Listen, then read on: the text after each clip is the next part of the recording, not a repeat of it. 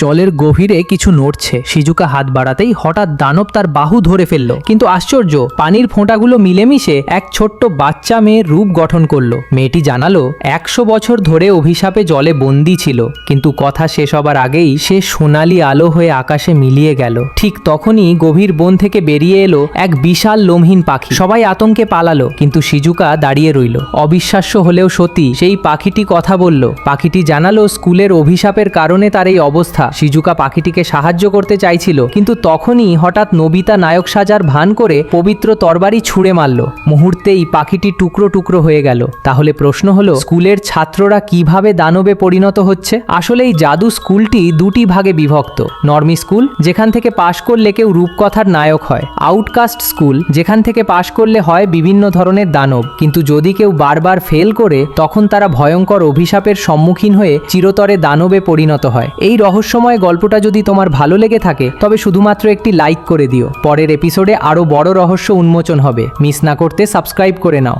এই রকম রহস্যময় গল্প আরো পেতে চাইলে কমেন্টে জানাতে পারো।